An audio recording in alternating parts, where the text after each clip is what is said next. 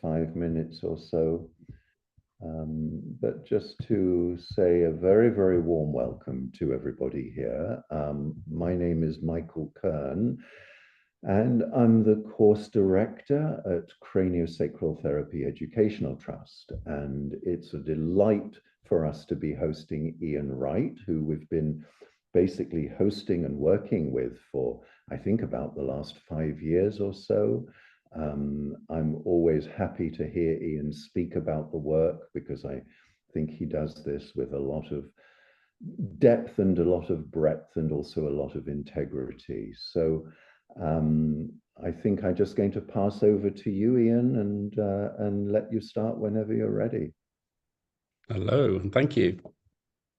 Good evening, everybody. I've got some notes here about what I might be talking about, but not quite sure I'll follow them. I tend to go way off script normally, but this is really a discussion about a course that I'm going to be giving in September, isn't it? And on sort of areas that I'm kind of personally quite interested in. So this is a new course that I haven't taught before. And it's just sort of pulling together a few different kind of ideas and ways of thinking about this kind of work. I do a lot of teaching all over, mainly to osteopaths and to some craniosacral people, especially here in London.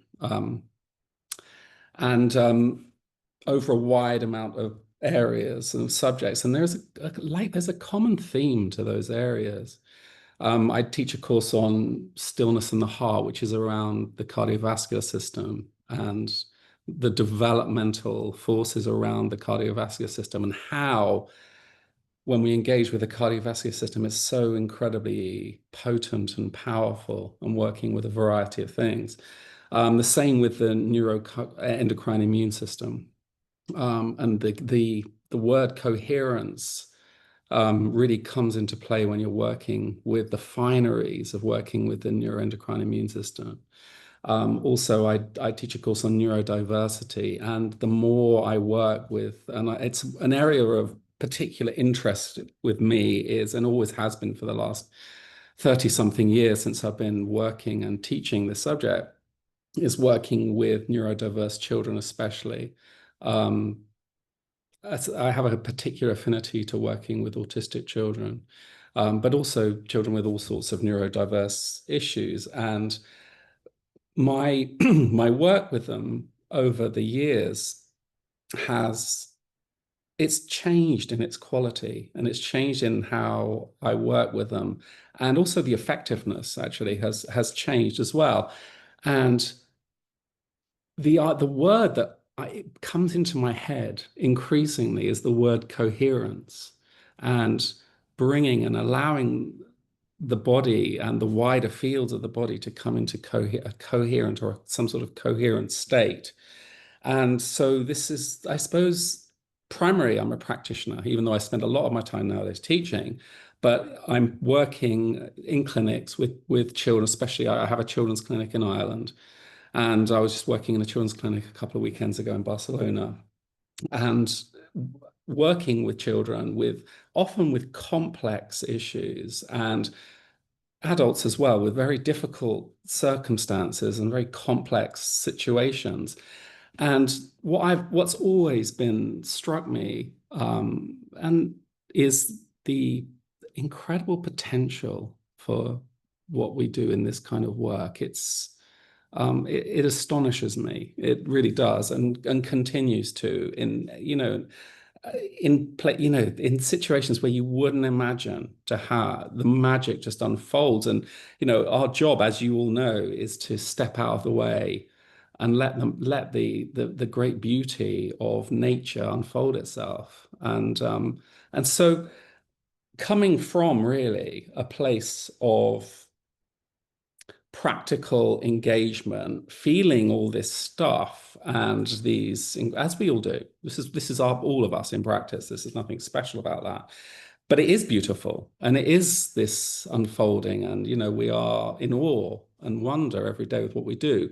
But what I'm trying here to do also is to try and bring some understanding of how this works, which is what we're always doing. And, and the different models of how, and actually what strikes me increasingly more and more the more I work is how Still and Sutherland's work was astonishingly mind-blowing and ahead of itself. When you look at I'm going way off track straight away. When you look at some of the latest data and research in neuroscience, for example, in the fields of cerebrospinal fluid, and its ability to program neurodevelopment, that is incredibly related to our experience of the potency of the forces in cerebrospinal fluid and how they express themselves and contribute to the ongoing processes of neurodevelopment, regulation, function, and harmony, and all of these kind of elements. And it's an incredible thing. And so actually, neuroscience to me nowadays actually seems to follow what are palpatory feelings. And so I've become increasingly excited and follow neuroscience much more nowadays because it correlates to lived experience. And that's to me, that's something quite magical. So I suppose what we're going to do is we're going to look at sort of another way of seeing everything, sort of not really for our terms of reference here as solid structures. So what we're going to look at the idea of us, everyone and everything as fields of function in relationship. You could call them interfields. So the conceptus, starting point, the fertilized ovum, the first alignment, the first ignition, the first midline is one cell, the biggest cell in the body, 100 microns. And straight away, we begin with a membrane, which is always in relationship. So each cell membrane of the 30 to 40 trillion cells in our body is sensory, interactive, acts as a field, a relating field of function. So inside the cells, intracellularly, the mitochondria, the ribosomes, the nucleus, etc., are all interactive. So they're adapting their function to the microenvironment. So creating proteins and changing function form accordingly to stimulus. So DNA in the cell nucleus and in the mitochondria is always the same, it seems. Epigenetic programming seems to turn different genes on and off. So cells in the end become nerve, muscle, skin, etc. So even DNA even wraps itself around proteins called histones, which are reactive to subtle environmental changes and affect gene expression, both in the nucleus and the mitochondria. So talking of mitochondria, so light is taken in photosynthesis, more of which I'll talk about in a second, by plants. Plants and trees, well, any organic plant material transmutes light into organic matter. This is either, say, eaten by animals, or we take it in as foods, where it's digested, packaged up by our livers, and taken to the cells, where it's used along with oxygen, which is helped in that dynamic of creation by plants, trees, fungi, etc. And so mosses also. So they are used to create, again, energy in the form of light within our own mitochondria. So in some ways, this is light to light. This is like a cellular potency. And this is key in driving our cellular function. So we're intimately, on every level, connected to the nature around us. We are nature. And nature itself has periods, patterns of coherence. It's one of the most easy ways to see coherence and the idea of coherence in nature. So what is coherence? It's orderly, correlated behavior of components within a living system. In nature, it can come from the behavior of subatomic particles to entire ecosystems. So some particular examples, talking of photosynthesis, the way that light is harvested in plants, it is said that quantum coherence is used to transfer energy efficiently. So experiments show these micro packets of energy, which are called excitons, exist in a superposition with each other, allowing multiple potential energetic pathways from the one light source, the photonic energy. Similarly, when we're smelling in the process of olfaction, I'd like to switch to a different language. Sorry, didn't know what that was. Yeah, olfaction. Some theories suggest that detection of odor involves something called quantum tunneling, which implies a coherence in behavior of electrons, as opposed to older models. And also in some enzyme function, there could be some extreme speedy, coherent tunneling, quantum tunneling, which I'll explain in a minute. So on a micro subatomic level, there could be these levels of coherence that are happening. And there's a reason why I'm mentioning this. But on a bigger level, say, for example, if you're looking at light and lasers, laser emits light waves, which are connected in their phase, meaning they're coherent, which enables focus. Same with waves. When waves maintain their shape over long distances, this is a spatiotemporal coherence in wave function. You have coherence in acoustics, in sound production. For example, the songs of whales that create sound coherently over the whole of the Pacific or the Atlantic Ocean. And you have synchronization, which is a form of coherence, like fireflies that flash in unison through mutual entrainment, or in our brain waves, which I'll talk about a little bit more in a while because they're important, alpha, theta, gamma rhythms. As they function and they start to cohere, that's a coherent firing of neurons, which is important in certain brain states, especially when we're looking at brain function. And then we'll talk a little bit, if I get time, about heart and brain coherence. The heart's rhythmic signals can entrain the brain's activity. And I'll talk about that later because it's an important thing. But in a wider scale, you've got flocking and schooling of birds, migrating birds, coherent movements of groups of birds that function and move together. Or you have bacterial colonies that work via certain chemical signals to create coherent growth patterns. So you have all these different networks of coherence. You can look at mycelial networks where there is nutrition which is distributed in coherent patterns, which creates this sort of woodland web of interconnection, which supplies everything.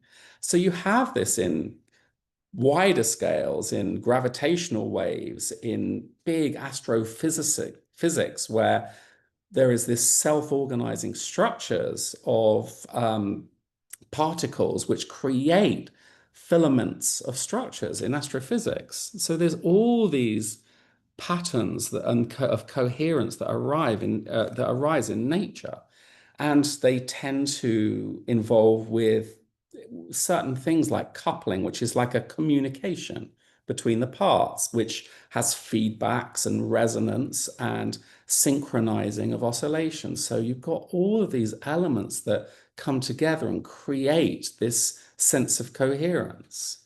So this whole idea of dancing in harmony with the universe, which is, I think, the essence of what we want to talk about, really. So this idea that coherence is feeling connected, consistent, or unified, and it applies across lots of different fields, some of which in nature I've talked about. But we'll start with, again, with the conceptus. So we've got this field of wholeness vibrating in dynamic stillness on a quantum, subatomic to a macro level.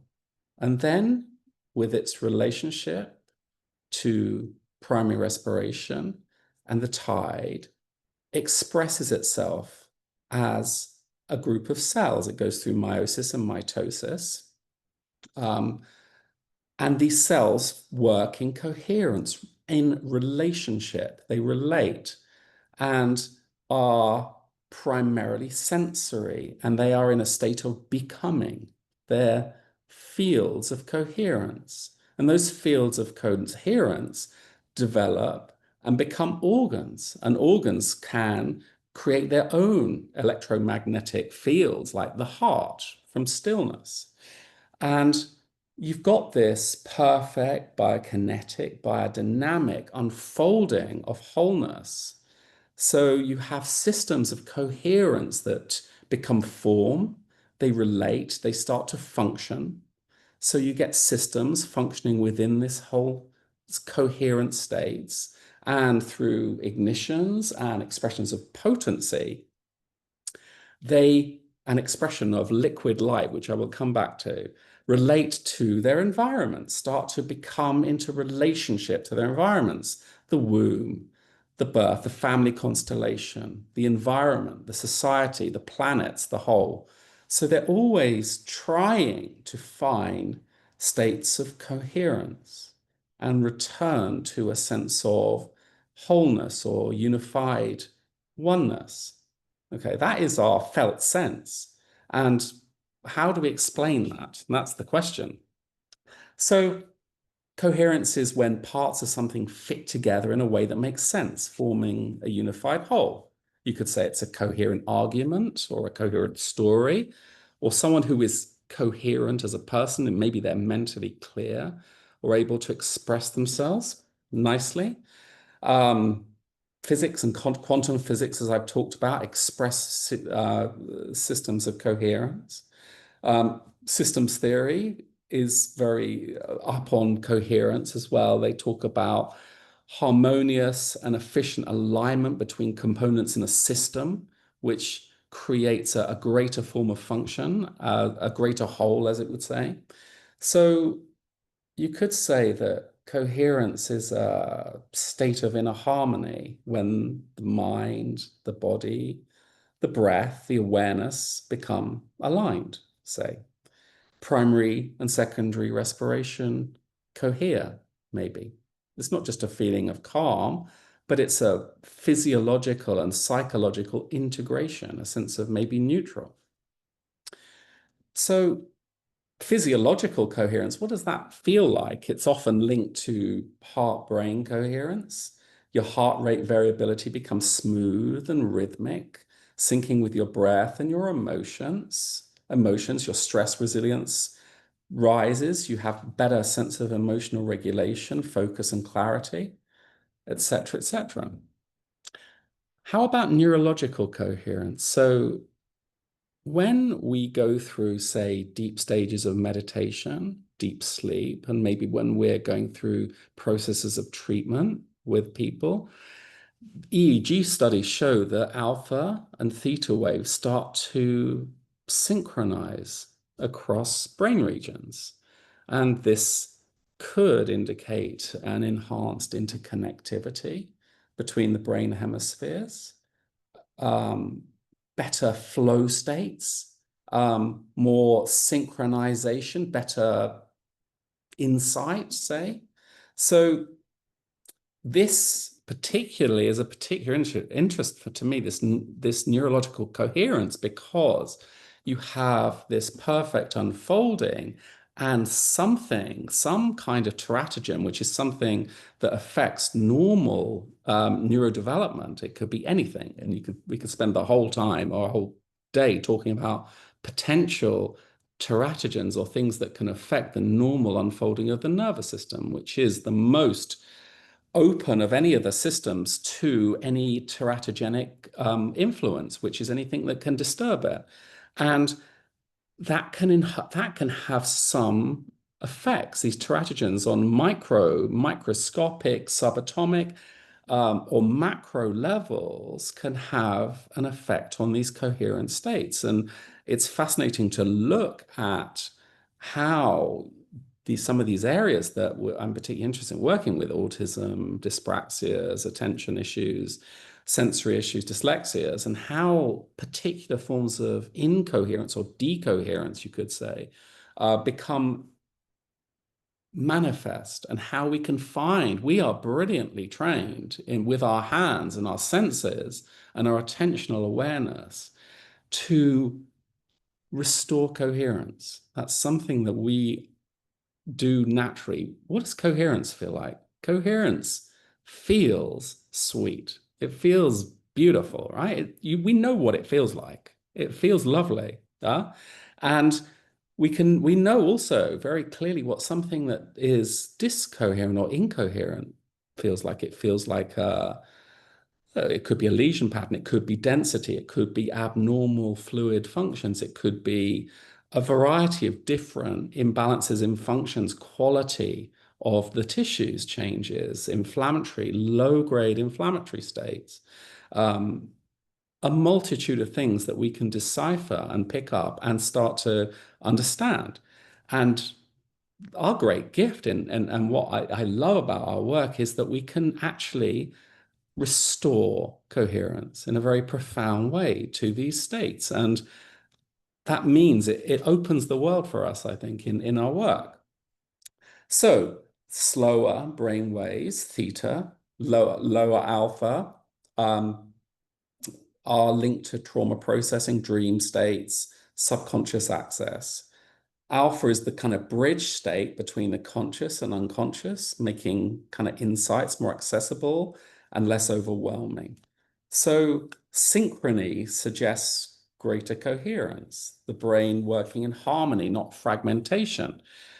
Brains can literally feel like they're working in parts, like in 4 parts, say, various different things. And actually we can just allow them to find their coherent state and breathe as one. That's what we're doing, really. That's all we're doing with our work, is fundamentally finding the ability of this organism to come back to its state of oneness, which it understands from its very beginnings.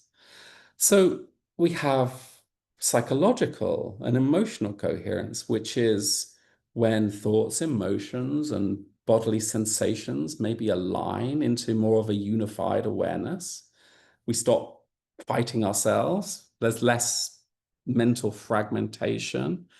We're centered. We're in contact with something still and quiet. I love this quote by Ilya Prigogine, the Russian. Actually, he moved to Belgium. And he said, "In a sea of chaos, islands of coherence can form." Yeah.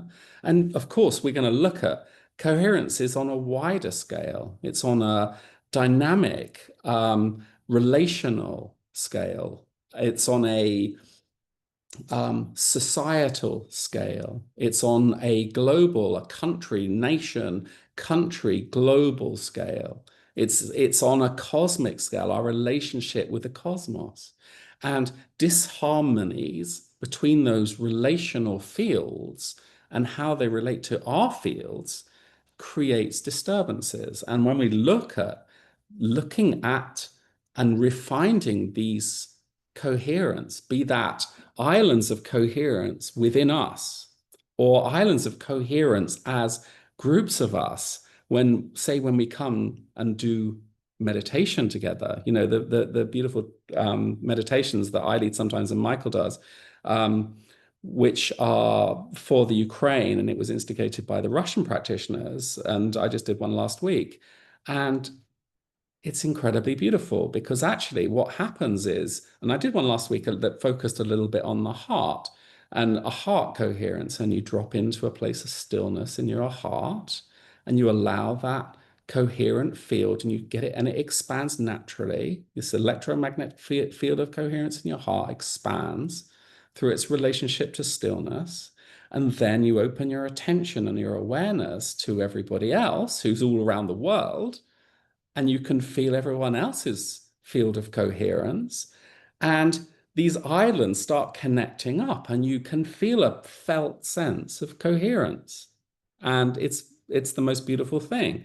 And when you do that kind of work, it makes you feel like, gosh, all we should really be doing is sitting meditating together and creating a field of coherence which is big enough that all the nonsense will stop. All the nonsense. Yeah.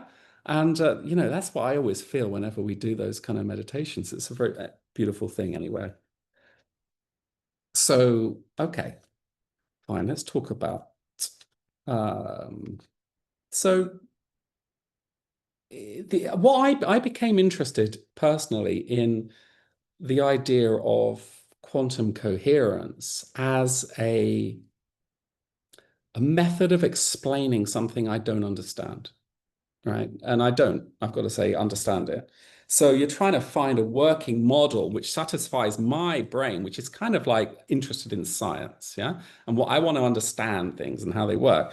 And there's a lot of things in our work that you just don't understand. It's like, there's a beautiful manifesting of something unfolding in liquid light and beauty. And you think, oh my gosh, and how do we explain that? I don't know. So, I've looked at the idea of quantum coherence as a working model of, especially when when I'm doing working remotely and treating people remotely, which is some newer thing I've just done in the last 5 or 6, well, maybe 10 years. And how you can find and meet fields of coherence in another one. And what's fascinating about that and what makes me consider it is you lose a sense of space and time. Space and time goes, and you get a felt sense. Someone can feel on the other side of the planet immediately what you're doing. And I don't understand it. It's beautiful and it does amazing things. But people say, well, how does that work? And I say, I have no idea, frankly, but it may be something to do with quantum coherence. But what does that mean? How can we feel? What's the practicality of that? What is quantum coherence? We're talking subatomic level stuff. Now, can we feel? I think my looking at the science of quantum coherence, especially in terms of brain states, is the quantum coherence seems to happen in a very micro, the smallest amount of time. There's packets of coherence that can come and go, right? And that's the coherence of something happening on the other side of the universe where electrons or photons occasionally can rotate and in the same direction, and they get some sort of coherent pattern where information is transferred immediately. Now that makes sense, right, on a subatomic level to me. Okay, and that's maybe a felt sense, but all of the evidence says that isn't actually really what happens on a macro level, right? So what is it then? Because, actually you need certain environments which aren't necessarily, like, for example, for brain coherence, you don't want warm and wet environments. It doesn't seem to work in those environments, for example. So I don't know, but I'm fascinated, and I don't know what is the explanation. And one day maybe we'll find out. But there is something to do with coherence, because actually what we do when we're working hands-on or whatever, however we're working, when we're treating someone and they go into a place of neutral and they start to drop into a place where they're not being driven by their nervous systems, and they become fluid and they start to become transparent, right? And their field opens and becomes whole and relates to something wider than them. Okay, and they become connected and whole with something wider than them, which is a fundamental expression of health. How does that happen? And the other question is, why are we not like that all the time? Because it's a much better place of being. So I'm drawn, of course, to the idea of coherence in embryology. And coherence would refer, in terms of embryology, to integration, order, some sort of relational intelligence that guides the development of a human being or anything from a single cell to a complex, fully formed organism. So this is like an emergent, dynamic orchestration of form, function, and flow in relationship to time and space. And so you could look at it in three ways. You could look at a form of structural coherence. This is the sort of seamless, perfect, unerring development of form, how tissues, organs, systems start from clusters of cells that start to function and breathe in some harmony connected to metabolic needs, say, and they start to emerge synchronous and functional. But also there is a temporal coherence in embryology, which is perfect. The timing of differentiation, folding, migration is perfect. And if it's not, we're not here. That's the point. And then there is this incredible relational coherence. This is this embedded interdependence of the parts. So the cells are responding to chemical, mechanical, biodynamic, and spatial cues in contextually three or other multiple dimensional ways. And it's perfect. Perfect. And it doesn't seem like there's a central controller. This is like a self-organizing field. And so you have to understand, well, where does that come from? And we'll talk about the idea of blueprint, because that's a really interesting thing to me. Because it's one of the questions when I'm teaching, I get asked more than anything is, can you describe what blueprint is? And on thinking about it, my view of it has changed completely. So it's an interesting thing. Anyway, we'll talk about that in a second. So you've got the embryo developing in this emergent way with emergent properties. So you've got local interactions on micro levels, even subatomic levels, on cellular levels, on groups of clusters of cells, and then you create this global order. So there's positional information, multiple gradients and feedback loops for cells to understand where they are. And a cell functions, of course, as to where it is. Its position creates its form. And it's still incredibly hard to explain this fluid adaptive intelligence. So there is some recent research that shows that there are bioelectric fields which guide pattern formation, slight subtle voltage gradients across membranes, which can direct limb growth, eye formation, and maybe regeneration. So there could be some sort of electromagnetic field coherence that integrates multiple layers of development. So you could say this field creates development. You could say that the embryo unfolds from the midline outward. There's a central coherence, an organizing factor. That's more from where we're coming from. And then there's movement patterns, spirals, folding, creating this perfect geometry and development, which can be distorted if there is any other factors that come in. And our idea of healing, of course, is returning to this inherent self-ordering principle. But there's also other environmental conditions, epigenetic and environmental conditions, intrauterine conditions, maternal stress, inflammation, nutritional signals, and other generational signals can alter, as I said, epigenetic gene expression, epigenetic effects on gene expression, sorry. So you get this developmental plasticity. But this means the embryo is maintaining a constant coherence within a changing context. So coherence is not rigidity, it's adaptability.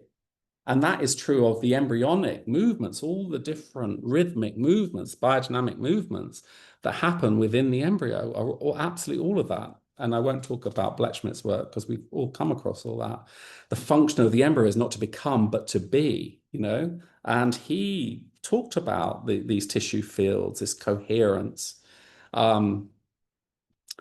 So what is a blueprint? You know, a blueprint could be classified as a predefined plan or a design. It implies an instruction field specifying how the parts can be arranged. It could be linear and deterministic. One thing leads to a next. And so an example of this is a classical view of embryology, where there's a genetic blueprint encoding the body's form. There's metaphors like that, so that, you know, the organism is like a machine built from a plan, you know, and this links up with older kind of religious doctrines. The cosmos unfolds according to the perfect blueprint of the divine, say, for example. But the problem with that, those views of it, is they could be, you could see them as too static. It doesn't capture adaptability, self-organization, and maybe emergent properties. So maybe we can look at it in a different way. Maybe we can look at it as a functional field. So a field is possibly an invisible dynamic influence which pervades space and guides the development, maybe. A field is relational. The properties of any part depend on position and interaction within a whole. So it's been looked at by people like morphogenic fields in embryology, and people like Sheldrake have talked about field dynamics. And we can talk about them in terms of electromagnetic fields, invisible structures shaping physical forces. So the emphasis, though, here is on emergence and self-organization and non-linear causality. So small changes reshape the whole pattern. The systems are sensitive to initial conditions, but not fully determined because it's adaptive.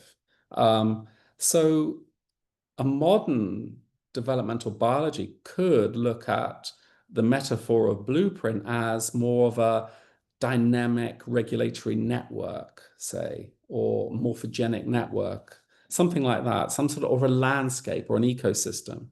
And so that's why the idea of blueprint can, in some ways, feel a little static. I just want to jump. Oh, we haven't got much time. I'll just talk about quickly about the idea of biofields or biosphere, because that's part of what we're going to do on the course, because I think it's a very interesting area. So in biodynamic craniosacral, it would be called the fluid body or the biosphere, but in biofield is probably a wider used term. So it's a concept of the biofield, and it's recognized by the National Institute of Health in America, refers to and defined as a complex dynamic field of energy and informational flow that both surrounds and interpenetrates the human body. So this field acts as a subtle regulatory interface between the physical body and its broader environment. So it encompasses electromagnetic, thermal, acoustic, photonic emissions, biochemical stuff, within various physiological systems. So it's coordinated and shaped by the brain, the nervous system, the neuroendocrine immune system, the connective tissue matrix, and cellular microstructures. And so these emissions can create this coherent pattern that reflects and influences the organism's internal state and its response to its surroundings. So it can be read by looking at things like ECGs, electrophysiological rhythms in the body, or you can look at, say, biophotonic emissions from cellular activity. We'll talk about that if I get time more. Or magnetic fields, which can be detected, like magnetic fields of the heart, and skin conductance and thermography, and all these kinds of things can give some indication, but actually we're the best at feeling these fields. And certainly in this course, we're going to start to explore this idea of the biofield as a kind of process, number one, of diagnosis. So this biofield, you could say, is precognitive. It's intuitive, it's prescient, it's pre-senses, yeah, it's predictive, and it reads environments before we consciously do and reacts before that, and reacts in the usual way of threat and nurture.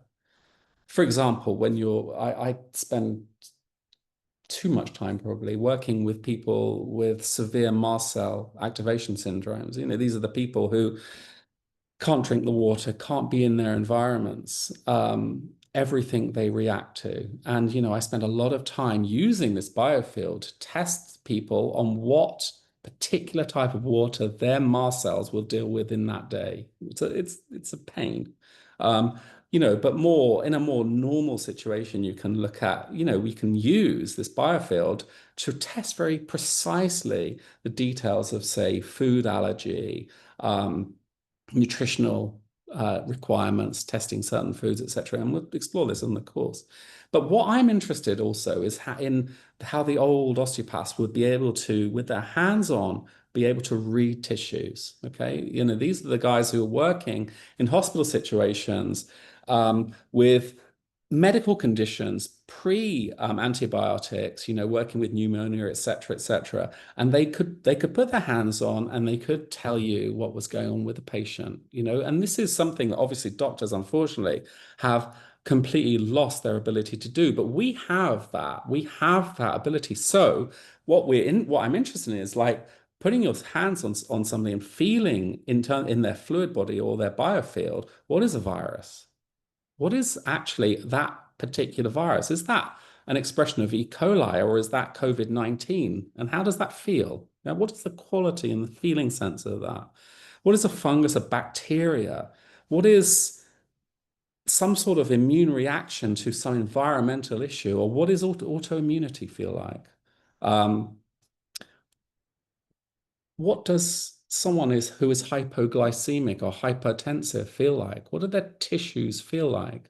Or their fluid body, yeah, or their field feel like? And when I'm teaching this with people, you're just getting people to remember, to have a sensory memory. You treat someone with a bacterial infection, a certain type of bacterial infection, say strep B. What does that feel like? Read it on the fluid body, and then you remember next time someone comes in, that's what they have, right? And it's particularly good for reading how people's bodies, I mean, you can do this with kinesiology, but with doing this, it's a really lovely way because you can be slightly more precise with it. You can say, well, actually, that drug is okay for this, but it's really not very happy for your liver, say, for example. So you can start to read some of the details about, and I think it's terribly important for us to be able to actually start to really use our palpatory skills to actually read. And we can all do this. It's no special skill. It just takes a little bit of time and effort to actually remember and build up a sensory memory of what things feel like, and how they feel as they're changing. And so we start to go, when the child walks in, the parasites are going crazy with that child, say. That's why they're grinding their teeth and their behavior's gone bonkers because their parasites are out of control. We need parasites, but these parasites have gone too far, say. So neuroendocrine stuff is really important in terms of also this biofield, because it is prescient and predictive, is really important with autoimmunity, our relationship to our environment. How do we relate to our environment?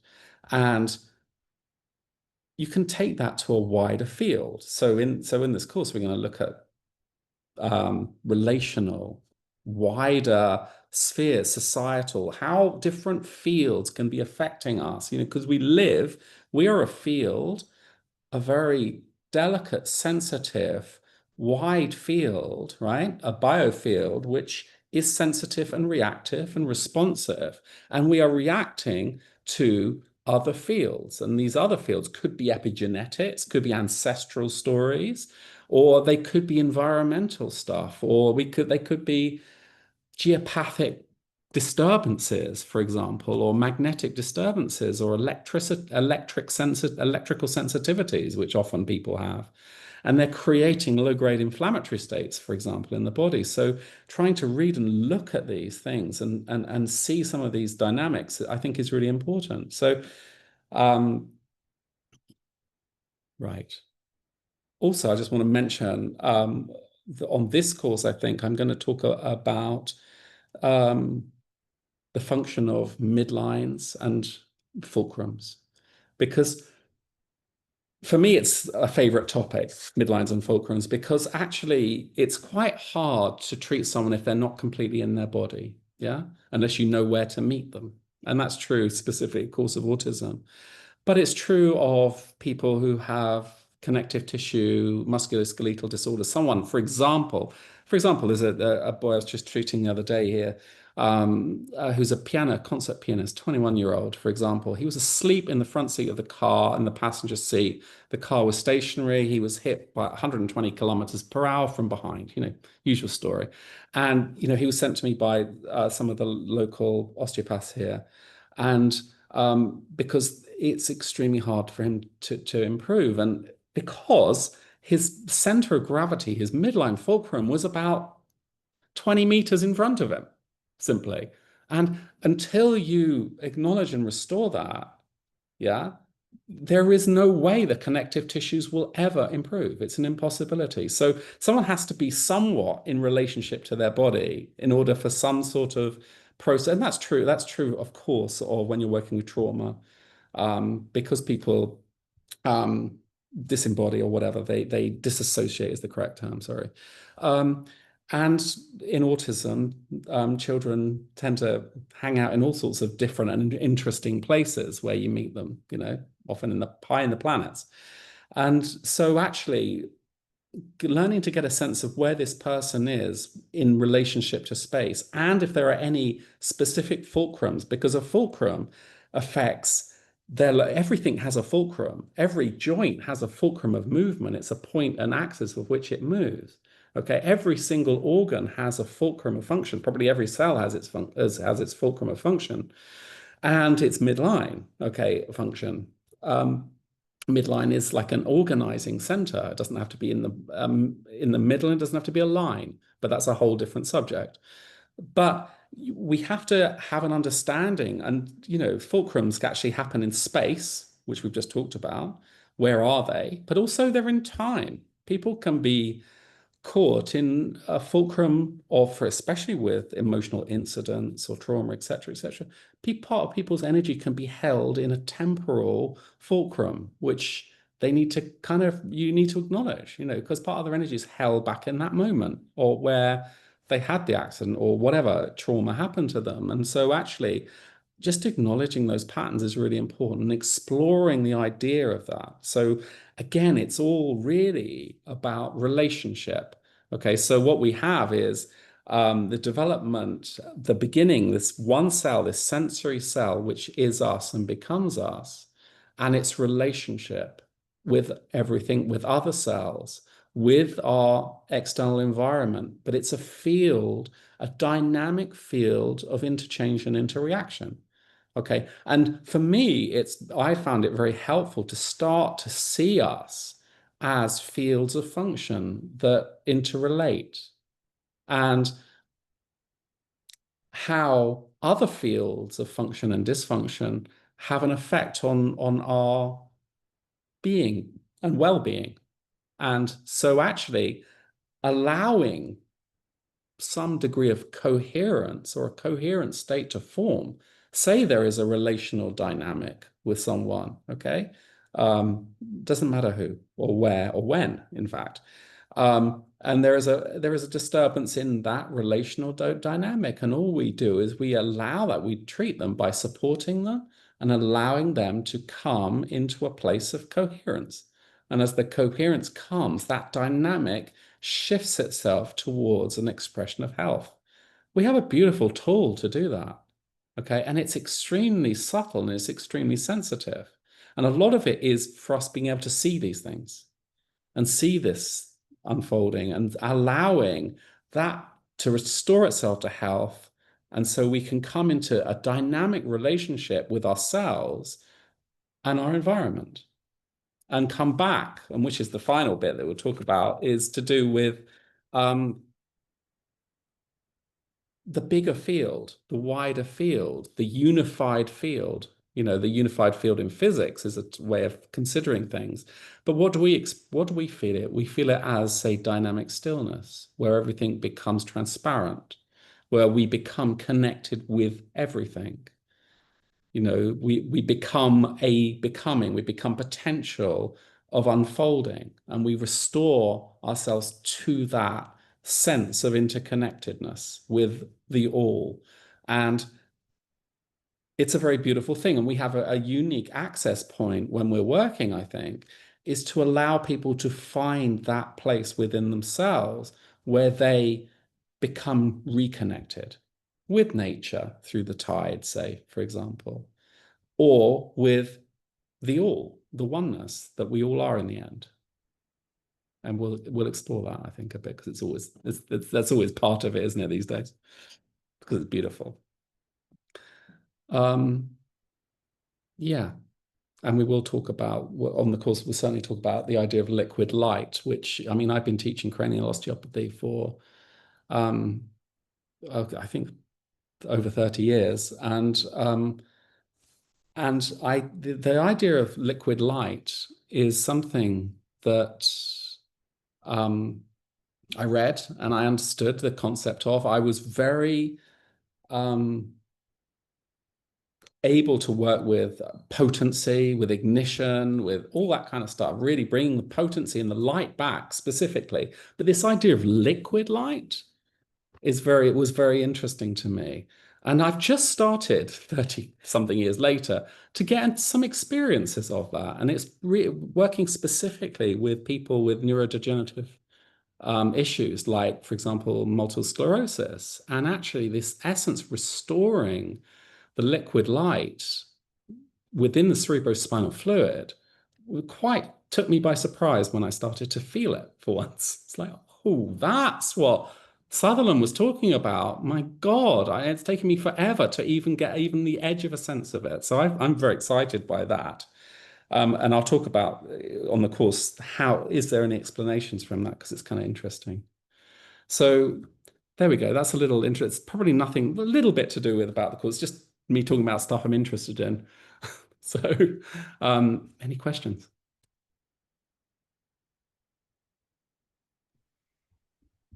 Great. So thank you. If you want to ask questions, you can turn your sound on. That's going to be enabled. So if you want to have any kind of direct communication, please do feel free to do that, or just any kind of comments or feedback you're also welcome to make. Or you can also ask questions in the chat box, and we'll have a look at that and see what's there. So you can just turn on your sound, or you can put your hand up. Penelope, you've put your hand up. Just turn on your sound and please do speak. Thanks, Michael. This is so interesting, Ian. Thank you so much. I'm really I'm fascinated by so many things that you just said, but the one that is the most fascinating to me is what you said about fulcrums in time, temporal fulcrums. And I don't want to take things off course if that's sort of a segue, but I wonder if you can speak to that a little bit more. I just think that that's a really expansive, interesting concept. I mean, yeah, because I mean, all I can say is that, you know, when we think about tomorrow, part of our energy, isn't it, is going into the future. Yeah. When we are considering, this is consciously, if we're considering consciously something that happened yesterday, part of our energy has to be in that past thing. Now, when there is something a little bit more traumatic, it doesn't have to be in the conscious world. It can be in something much more subtle, right? Because it's not normally something we're consciously exploring. It's often what we're not consciously exploring. Some of our energy is held in that moment, in that time. And it's absolutely fascinating. And now you can either just ignore, I mean, how do you work with that? Sometimes you just have to sense that and acknowledge it. Because with any fulcrum, how do you treat a fulcrum? You don't actually try and bring them back. And I learned that the very hard way by when I was working with autistic children at the beginning to try and get them back in their bodies, and I created all sorts of trouble. Yeah. And actually, the mere fact of being present to it, right? Seeing it, yeah, is enough for a relationship to start. Yeah. And the relationship between that part of them, temporally or spatially, starts to have a conversation. Yeah. And you're not forcing that part of them back away from that trauma, but you're recognizing it and allowing them to, they can find the golden path then. Right. And that's it. It's like the seed is planted. You understand that and you recognize that. You do that true, first of all, also with autistic children. If they're with the stars, you just say, I see you, I'm with you there, I meet you there. Okay. And that's enough. And it's interesting because you acknowledge where an autistic child is when they walk in the clinic, loads of children all around, and you see them at the door, say, and you recognize where they are, and then they'll immediately look at you and come to you, and you're the other side of the room because they know that you know, because they're far more sensitive than we are. They know where we are. You know, it's fantastic. And I have to tell a wonderful story that I always tell. And it's not from me, it's one of my students. And I was teaching it on a neurodiverse course, and it's talking about meeting autistic children in the place where they want to be met. And I say it could be out-planetary, who knows? And this woman works with autistic children in hospital in London, and she saw this child, met this child. She recognized this little autistic boy was. She goes, "Oh, he's on Saturn, planet Saturn, right?" And so the little boy looks at her, walks across to her, and says, "I love Saturn," and starts to tell her all about Saturn. Crazy, beautiful, huh? So it's meeting, isn't it? It's seeing it as well, of being aware of it, being aware of where someone is in time and space, having, just opening your awareness to that possibility, I think.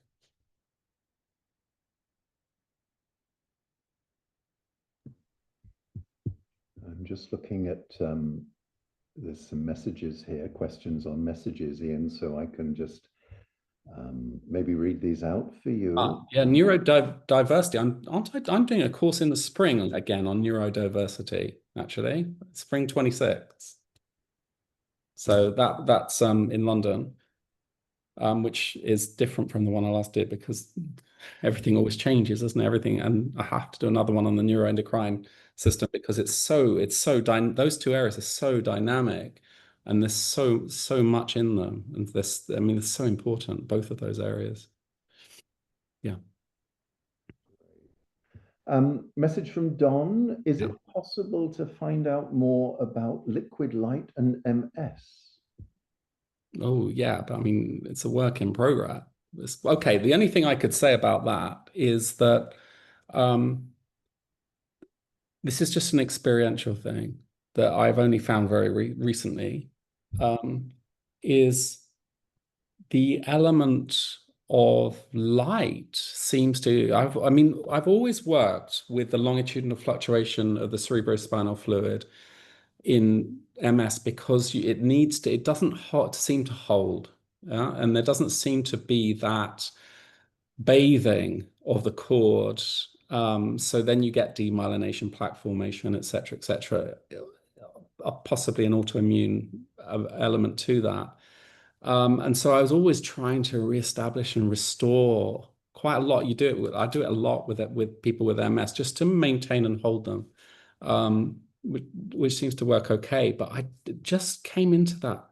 There was a process. We were all actually what was happening was we were all working in my clinic, and I teach a pediatrics course there, and there was 8 of us. There was a woman who I was treating, and there was 8 people in the room, and we were all working. Carlo, you were there, who's on this, and this this element of light came back into her cerebrospinal fluid, and it was like literally the light switched on, and it was like an expression of liquid light, and it was beautiful, absolutely. And actually, interesting, I just spoke to her today. I just met with her today online, and she's really doing well, actually. It's really quite nice, actually. So that element of light, and we weren't looking for that. It was just that it was nice, actually, when you're working with a group of people, there's 2 or 3 people working hands-on with her, and the rest were in the room, in the space. It creates a really lovely environment as well, where certainly beautiful things can happen. But I just was, okay, this idea. And so since then, I've been working with people specifically, because I always work with light. I run a course in terms of potency, ignition, and light, because light's a really important thing, the element of light. But liquid light is something I'm only just understanding. So it's a work in progress for me personally. A message from Chintan. Can you share a bit more about heart coherence or the lack of it and heart arrhythmia? Yeah. So they're 2 different things, but they can correlate and interrelate. So the heart is an electromagnetic generator. It produces the strongest electromagnetic field in the human body, which is 100 times stronger electrically, but 5,000 times stronger magnetically than the field that is generated by the brain. And that's fascinating in a way. And it's detectable using magnetometers, detected about 3 foot, a meter and a half away. So each heartbeat generates an electrical signal via the sinoatrial node, which produces a field that radiates through the tissues into the space, maybe. What's interesting about that is the field changes with the emotional state, and heart rate variability. So there was a lot of work done by the Heart Math Institute on this heart-brain coherence theory. And so they proposed that the heart plays a regulatory and a communicative role in the human physiology, but wider than that, the consciousness. So certain emotions like gratitude, compassion, and love can create coherent heart rhythms. So smooth sine wave like heart rate variability patterns. Okay, so this is thought to entrain the brain, actually, helping maybe hormonal balance, neuroendocrine support, et cetera, et cetera. But actually, when you're working with that, I mean, working with one of my favorite courses that I teach is on the cardiovascular system, because, as Andrew Taylor still said, the rule of the artery is supreme. And the cardiovascular system is the most responsive by a long way, in my view, system that we have. I mean, it's extremely plastic. The arteries can remodel themselves immediately. And if you look at, say, the vascular endothelial system, it is what is like 90,000 kilometers of vessel, this beautiful, thin, silver-like, quiescent inner lining of the vessels that was there from the very beginning, and its essence is in stillness, and it functions as a wholeness. And when you're starting to work with that, it has an effect on every physiological organ in the body, including the heart, which is surrounded by it. So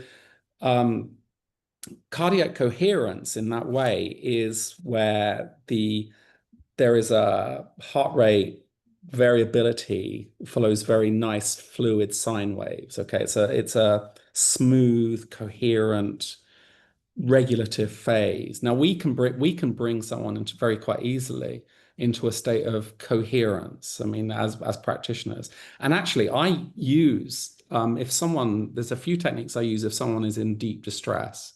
One is to treat someone embryologically to take them back to a time temporarily to a time before their nervous system was created, say the second week, right? Which is a beautiful way of working. Another one is to go to the stillness of the heart, okay? And their nervous system, say their nervous system is super agitated, their limbic system and amygdalas are firing, the HPA axis is wild, and they're in a state of high distress. If you go to their heart, and that's true if someone has a migraine as well, actually, when their autonomics are just, the vascular autonomics are disturbed as well. You go to the stillness in their heart, and that brings the heart into a place of coherence, and it calms down the brain. It's a very beautiful and clear way of working physiologically. Now, when there are electrical disturbances with the heart, that's slightly a different matter. The electrical system of the heart works independently of the autonomic nervous system mainly. It works within, it's myogenic within the cardiac muscles. But there are ways of working by bringing coherence to the heart to allow this electrical system to find some degree of coherence as well. And so there is a correlation between those two things, let's say. Not completely, but there is, yeah. Anything else? Thank you. So a quick question from Kathleen, which can be answered. Is the course open to non-CTT trained folk? Yes, it is. It's open to anybody who has completed any kind of foundation training in craniosacral practice. Or osteopaths. And cranial osteopaths, yes. And there's a question from Laura. If you can repeat, please, your new concept of blueprint. It's not a new, and there isn't a specific singular concept, but it's more about a dynamic interchange. It's not, what I'm trying to say is a blueprint indicates in its idea a fixed reference point, okay? And that, I'm not sure if that's actually the experiential thing, because what I used to say when people asked about blueprint, I would say you can't feel the blueprint, right? But you can feel the relationship to the blueprint. That was what I used to say. And now I'm thinking, well, maybe actually the whole thing is slightly more dynamic. It's a dynamic process as opposed to some fixed thing that we're relating to. Do you see what I mean? Yeah. So my thinking is changing. I wouldn't give myself a clear definition personally yet. I wouldn't quote me. Thank you, Ian. I think that's a great idea, also a great concept that it's not just a static state, it's something that also probably has some adaptability. So yeah. Question here from Andrea Mack, or Mac Andrea. I would be interested in quantum tunneling in enzyme functions. Yes. Amazing topics. I think she might be inviting you to elaborate, but I don't know. I mean, the idea of quantum. Yes, I was going to talk about that. Let's see if I can find a note about it. I mean, it's not I mean, I'm not an expert in those kinds of things. I think quantum tunneling, I think, in terms of enzyme function, is to do with non-local coherence. So you've got electron rotations that happen, and there's a signaling, a coherence in signaling that happens in enzymic function. That means they don't have to interact directly. It means there can be multiple pathways that happen, and it what it is an explanation for, I think, is to do with number one, speed, the immediacy of the function, and to do with the complexity of it. Because a normal sort of lock and key, for example, if you're looking at quantum tunneling in olfactory dynamics, you have the lock and key, the certain molecule reacts with a receptor, and it doesn't quite explain its speed, its reactivity. And I think this idea of quantum tunneling means that there is there is more of a coherent state. Yeah, so you've got a vibratory subatomic level of function of a certain particle, say, for example, in the olfactory system or enzymes, and it's communication, right? It's non-local communication. That's my understanding of it. And when we're working with the healing states, non-local healing states, I think that there's something about coherence that happens in that, which as a concept makes sense. But I'm not sure the science would agree at this stage. Well, thank you. Just a quick question from Paul, which I think I can answer if you don't mind. How can someone join in with the meditations for Ukraine? You basically just look on the CTT Facebook page, because there are announcements that go out. There is actually a break during August, so they're going to start up again in September. But basically, you can contact a lady who's kind of holding the admin for it, and then she'll send you a Zoom link, and it's the same Zoom link that's available. It's the same Zoom link that's used every week, and it's open to all practitioners, craniosacral practitioners, as well as students. So it's an open group, and very welcome to join. Let me just sorry, Ian, you do want to say something? I'm gonna try and get this to share. Oh, that's not quite right, is it? Yeah. Oh, I always do this bit wrong. I'll stop the share and then I'll do something else. All right. There's a question here, looks quite a juicy question. Oh no. Yeah, I think so. Would it be possible for you to elaborate a little bit on restoring health relating to how dynamic stillness, dynamic movement, vitality, ignition, liquid light come into interplay when one or more fulcrums have manifested? That's probably a 2-year training, but Ian, if you can try and do that in less than a 2-year training. Wow, I mean, that's a beautiful question. The first thing I would say to that is that it's different every time. That dynamic is different every time, and there are fulcrums, which are fulcrums for health and false fulcrums and all sorts of different fulcrums. But sometimes when all the fulcrums are aligned, as Sutherland said, there will be peace and harmony. So fulcrums are important because they are often where potency and potential energy is held. Okay, and so when there is some sort of connection with fulcrum, then the inherent expression of the manifestation of health in primary respiration from the outside starts to engage with those inherent forces. And there is an opening, a disengagement, a breathing, a connection, a restoration of and those forces that come from the outside come from stillness and from dynamic stillness. So from dynamic stillness, you start with dynamic stillness. And from stillness, there is movement, the movement of the tide. The tide is expression of primary respiration from dynamic stillness, which is connected to, say, the unified field, you could say.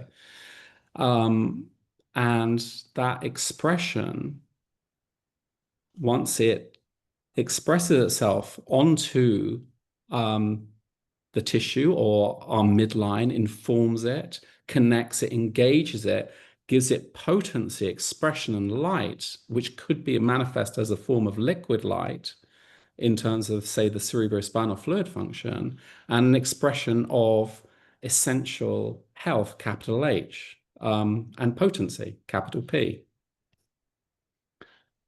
But you could say that a million ways in a million and a million different people who, you know, like I see Nick here. Hi, Nick, who could say that very beautifully, I think, in his own way, as could Michael. So, yeah. Beautiful. Thank you.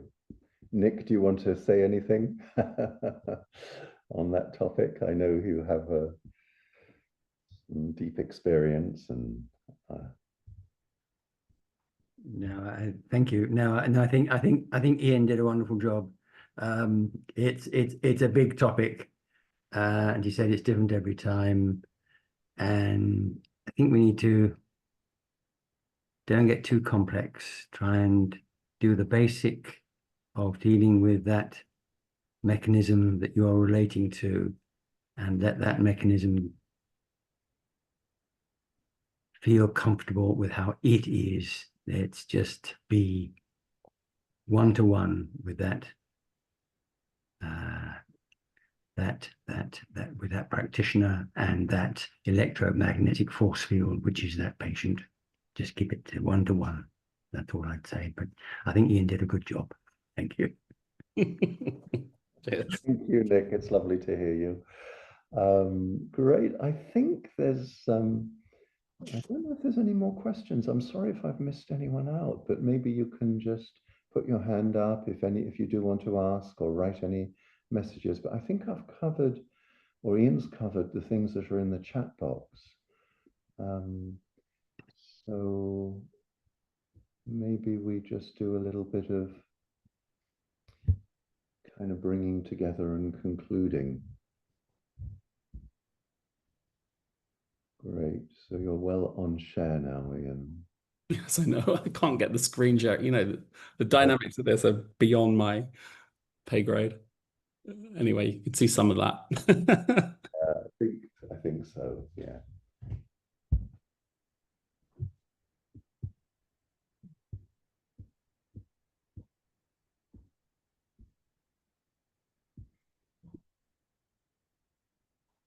Anyway. Do you want to say anything there on that slide, or should? So, okay, well, it's gone off now. But anyway, look, as you gather, Ian is going to be doing a 3-day class, expanding these ideas, but also including a lot of hands-on and relational work. You know, exploring the topics that he's touched on tonight, and it's from September the 19th to the 21st. It's going to be held at our school in London, but for those who are not able to join us in person, and what I would say is if you are able to join in person, please do, because if you can be in the room, I think it's just wonderful. It's just that, you know, gives that little bit more engagement with the process. But we've been also offering these classes as hybrid classes, and it works pretty well. So if you're not in the UK and it's difficult for you to get here, then you can also join live on Zoom. And those people who would be joining on Zoom will be sent a schedule in advance, and you're asked to find somebody who you can work with at home. So essentially, you're going to be practicing together with the people in the room. You're very much part of the course. You're kind of interactive with the participants in the course as well. So it is an option to join on Zoom as well. So, and also, if you don't have someone with you, I tend to kind of incorporate sensory meditation processes that you can do with yourself. So, and the questions are coming up. Will the 3-day class be recorded for later review? Yes, it will. And the recording will strictly go just to the people who have registered for the course. So yeah, it'll be 2 in the morning for you, Penelope. Okay, so then that's good. People come, don't they? They do all-nighters for these courses. It's fun. Oh my goodness, the level of Yeah, dedication. it's amazing, isn't it? Wonderful. Yeah, Mhm. yeah. Or even, yeah, I don't know, maybe it's not good to say this around ecological blueprint, but find a way to get to London if you can. Okay.